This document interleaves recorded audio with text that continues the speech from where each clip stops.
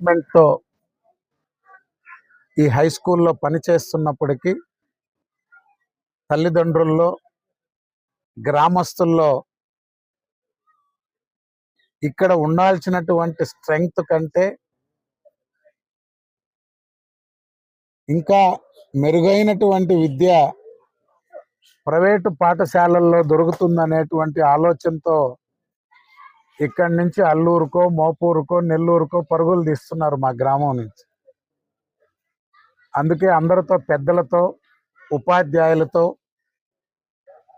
చర్చించాక ఈ హై స్కూల్ని ఒక మోడల్ స్కూల్గా అభివృద్ధి చేయాలనేటువంటి ఆలోచనతో హెచ్ఎం గారు కానీ, ఇక్కడ ఉన్నటువంటి ఉపాధ్యాయులు కానీ, క్లాస్ రూమ్స్, అదేవిధంగా కిచెను, డైనింగు, ల్యాబుల పరంగా అన్ని ల్యాబులు ఉండాలనేటువంటి ఆలోచనతో ల్యాబ్స్ కూడా ప్రభుత్వం ఇచ్చినటువంటి అనుమతులే కాకుండా ఇతర నిధుల ద్వారా ఆ ల్యాబ్స్ అన్నీ ఏర్పాటు చేస్తే మేము సిద్ధంగా ఉన్నాం. ఇక్కడ ఈ గ్రామస్తుల్లో విద్యార్థులందరినీ కూడా తీర్చిదిద్దేదానికి వారిచ్చినటువంటి ఆలోచన స్ఫూర్తితో ఈ హై స్కూల్ని మోడల్ స్కూల్గా అభివృద్ధి చేయాలనేటువంటి ఆలోచనలో భాగంగా మొదటి విడతగా ఇక్కడ విద్యార్థులందరూ కూడా అన్ని హ్యాబిటేషన్స్ నుంచి, పాళ్యాల నుంచి, గ్రామాల నుంచి వచ్చే విద్యార్థులందరూ కూడా సైకిళ్ళు పంపిణీ చేయాలనేటువంటి ఆలోచనతో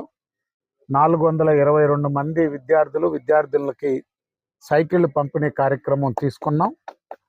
అదేవిధంగా కిచెను, డైనింగ్ ఒక షెడ్ ఏర్పాటు చేసి గర్ల్స్కి, బాయ్స్కి ఇద్దరికి కూడా సపరేట్ డైనింగ్, సెంటర్లో కిచెన్ ఉండేటువంటి విధంగా దానికి ఒక నిర్మాణం చేపడుతున్నాం.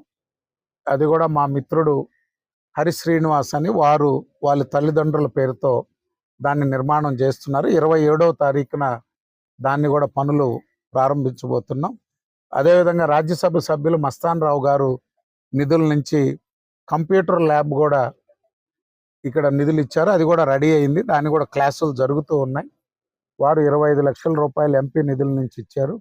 ఇవి కాకుండా 4 కోట్ల రూపాయలతో కొత్త అకాడమిక్ బ్లాక్ 20 రూములు నిర్మాణం చేయాలనేటువంటిది ఒక ఆలోచన. 10 రూములు నెక్స్ట్ అకాడమిక్ ఇయర్కి జూన్ కల్లా నిర్మించాలనేటువంటి ఆలోచనతో ప్రభుత్వాన్ని కూడా సంప్రదించాం. మంత్రివర్యులు నారా లోకేష్ గారు పూర్తి నిధులు ఇవ్వడమా, లేకపోతే జన్మభూమి కాన్సెప్ట్తో 50-50 నిర్మాణం అయినా మీరు సిద్ధంగా అన్నారు. దానికి మేము సిద్ధంగా ఉన్నాం. ₹2 దాతలు